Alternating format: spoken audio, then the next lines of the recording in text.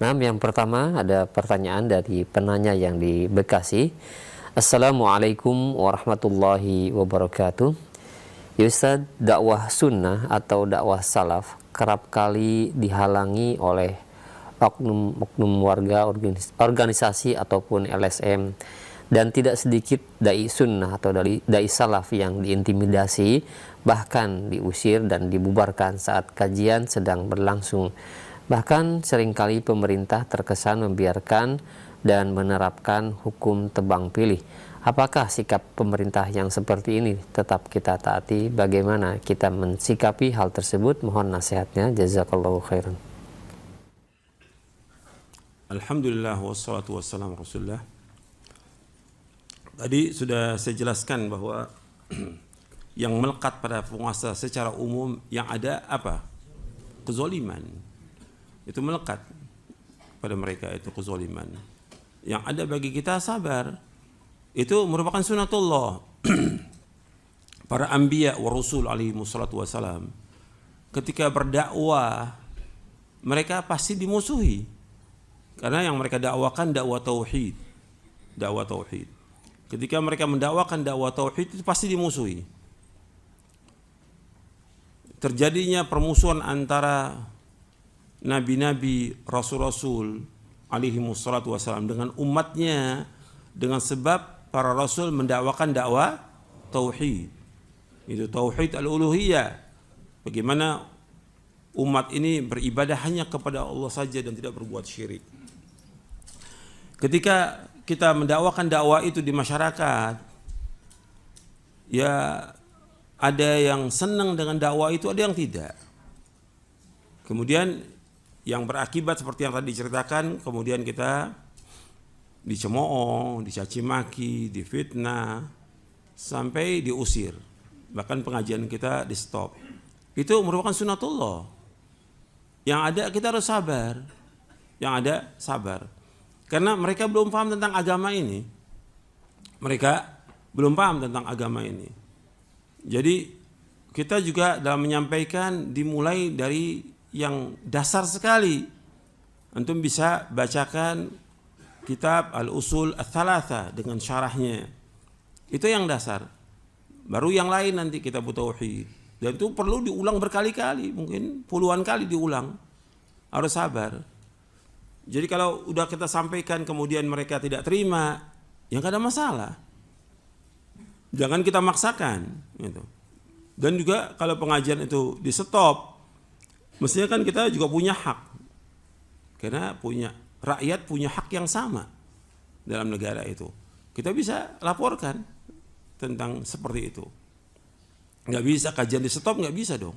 Itu kan kezaliman. Itu kezaliman. Dilarang kajian itu kalau memang benar itu menyesatkan, buktikan dong di mana menyesatkannya.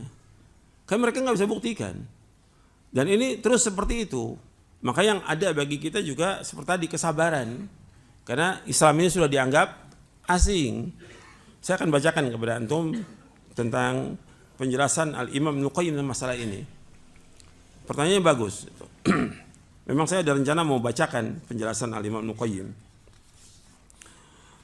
Jadi dalam dakwah ini memang kelihatan dakwah yang ada sekarang ini mulai dikucilkan, diobok-obok di mana-mana, dilarang, nggak boleh. Dan ini harus sabar. Kepada para dai juga harus sabar. Kalau memang bisa dia dakwah di masjid itu, dia dakwah. Kalau nggak bisa, ya di rumah. Rasulullah SAW di awal dakwah dimusuhi atau tidak? Musuhi. Dikejar-kejar, para sahabat juga disiksa. Bilal disiksa, Ammar disiksa, Yasir disiksa, Sumayyah disiksa, sampai dibunuh. Dan Nabi lihat itu, kejadian itu. Nabi lihat. Karena kondisi kita waktu itu apa? Lemah, Nabi lemah, nggak bisa apa-apa. Cuma Nabi mengatakan kepada keluarga Yasir, "Sabron ala Yasir, fa inna mau'idakumul jannah." Sabarlah wahai keluarga Yasir, janji kamu sorga. Dibunuh Sumayyah, dibunuh Yasir. Ammar melihat seperti itu, Ammar nggak sanggup sampai mengucapkan kalimat kufur. Kemudian Allah turunkan ayat illa man ukriha wa qalbuhu mutmainnun bil iman. Orang yang dipaksa nggak apa-apa, nggak dikatakan kafir. Harus sabar. Karena Nabi menyebutkan sallallahu alaihi wasallam bada'al islamu ghariba wa sayaudu kama bada'a ghariba fatuba lil ghuraba. Nabi bersabda sallallahu Islam itu datang dalam keadaan asing, akan kembali dalam keadaan asing, maka beruntunglah orang-orang yang asing. Apa yang dimaksud dengan ghuraba itu? Nabi menyebutkan, yaitu ghuraba itu kata Nabi SAW, unasun salihuna fi unasi su'in kathir may ya'sim akthar mimma yuti'uhum. Orang-orang yang soleh yang berada di tengah banyaknya orang-orang yang jelek, orang yang mendurhakai mereka lebih banyak daripada yang mentaati mereka. Hadis ini sahih dari Imam Ahmad, disahihkan oleh Syekh Ahmad Muhammad Syakir dalam Takhrij Musnad Imam Ahmad. Dalam riwayat yang lain disebutkan ghuraba itu alladzina yuslihuna inda fasadin nas, yaitu orang yang senantiasa memperbaiki umat di tengah-tengah rusaknya manusia. Jadi kalau kita lihat dakwah sunnah ini dianggap asing di masyarakat, dakwah salaf ini dianggap asing di masyarakat,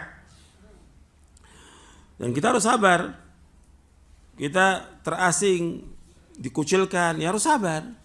Al-Imam Ibnu Qayyim sudah menyebutkan dalam kitabnya Madarijus Salikin, nanti antum catat, Madarijus Salikin di juz yang keempat yang dicetak dari Ibnu Hazm halaman 7677. Kata Ibnu Qayyim begini. Ini saya sudah muat di dalam kitab atau buku saya Mulia dengan Manhaj Salaf di halaman 258 sampai halaman 260. Kata Al-Alama Ibnu Qayyim rahimahullah yang wafat tahun 751 Hijriah, dia mengatakan begini, tolong dengarkan semuanya. Dengarkan. Ini manfaat betul.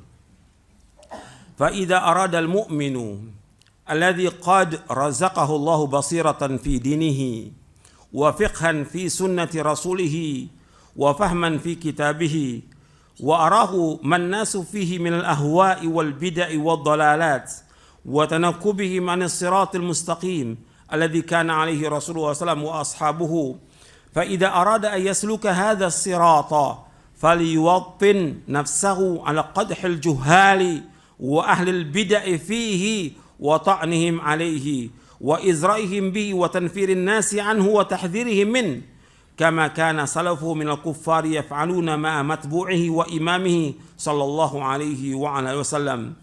Fa amma in da'ahum ila dhalik wa qadaha fima hum alaihi fa hunalika taqumu qiyamatuhum wa yabghuna lahu al-ghawa'ila wa yansibuna lahu al-haba'ila wa yajlibuna alaihi bi khairi kabirihim wa rajilihi fa huwa gharibun fi dinihi li fasadi adyanihim gharibun fi tamassuki bis sunnati li tamassukim bil bid'i gharibun fi i'tiqadihi li fasadi aqaidihim gharibun fi salatihi li su'i salatihim gharibun fi tariqihi li dhalali wa fasadi turuqihim gharibun fi nisbatihi li mukhalafatin nisabihim gharibun fi mu'asyarati lahum li'annahu yu'ashiruhum ala ma tahwa anfusuhum wa bil jumlah fa huwa gharibun fi umuri dunyahu wa akhiratihi la yajri min al-'ammati musa'idan wala mu'inan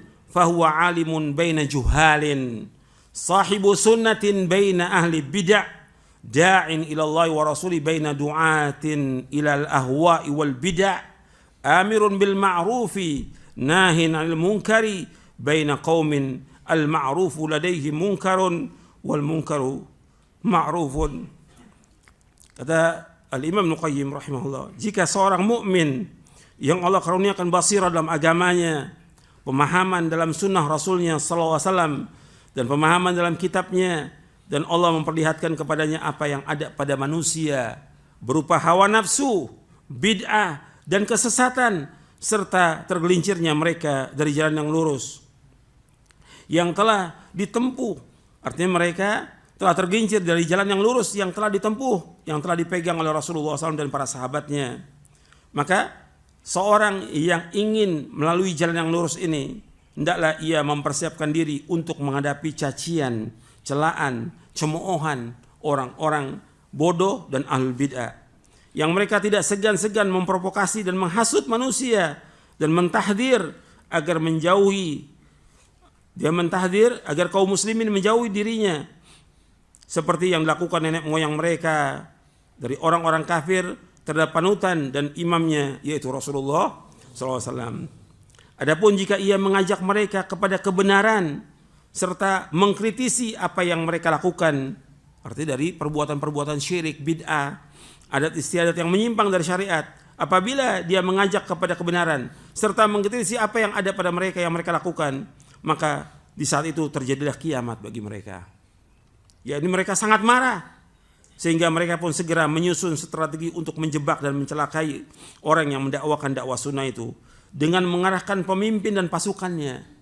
Maka orang yang mendakwakan dakwah sunnah ini menjadi asing dalam agamanya karena rusaknya agama mereka. Menjadi asing dalam berpegang kepada sunnah karena kuatnya mereka berpegang kepada bid'ah. Menjadi asing dalam akidahnya karena rusaknya akidah mereka.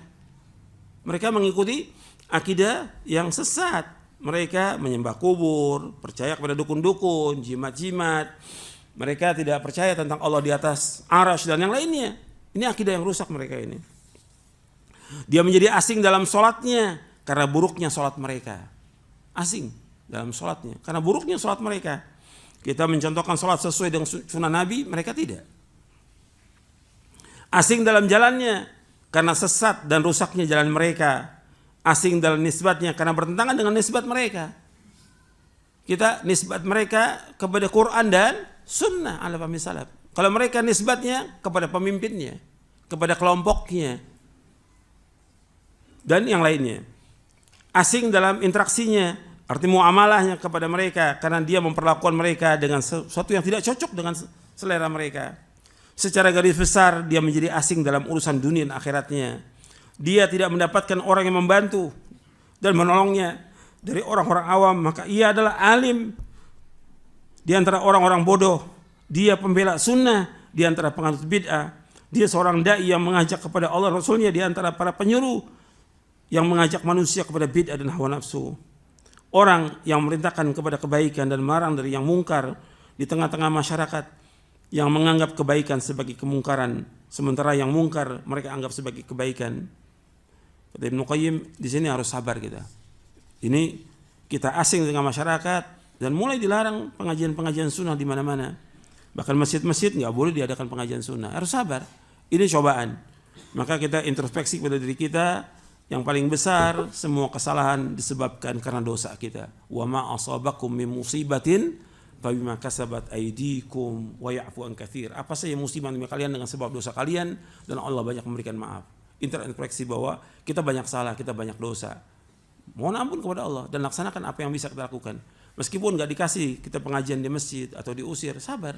Itulah sunatullah dan pasti Allah akan tolong. Nggak mungkin Allah biarkan hambanya, pasti Allah akan tolong. Cuma perlu waktu, tolong. Karena Allah sudah berjanji akan menolong hambanya. Wa kana haqqan alaina nasrul mu'minin, dan wajib atas kami untuk menolong orang mukmin. Dan Allah juga berjanji in tansurullah yansurkum wa yutsabbit aqdamakum. Jika kalian menolong agama Allah akan tolong kalian dan Allah akan menguatkan kalian. Allah juga berjanji inna lanansuru rusulana walladzina amanu fil hayati dunya wa yauma yaqumul ashhad. Kami akan menolong rasul-rasul kami dan orang beriman dalam kehidupan dunia dan nanti di akhirat. Cuma perlu sabar, pertolongan pasti akan datang. Gak mungkin ahlul bidah, penguasa yang zalim akan terus menguasai kita, gak mungkin. Pasti ada waktunya Allah akan menangkan agama ini, pasti. Wa tilkal ayyamu nudawilu bainas. Hari-hari itu kami putar di antara manusia. Antum lihat Imam Ahmad bin Hanbal rahimahullah disiksa.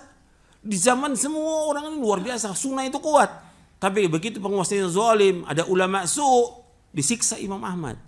Karena mempertahankan bahwa Al-Quran kalamullah, ghairul makhluk. Quran kalamullah bukan makhluk. Disiksa, masukin penjara, disiksa lagi terus seperti itu. Dan berapa penguasa sampai masanya dimenangkan sunnah ini. Sampai yang hadir pengajian Imam Ahmad ribuan orang. Jadi ada waktunya, tapi harus sabar, sabar.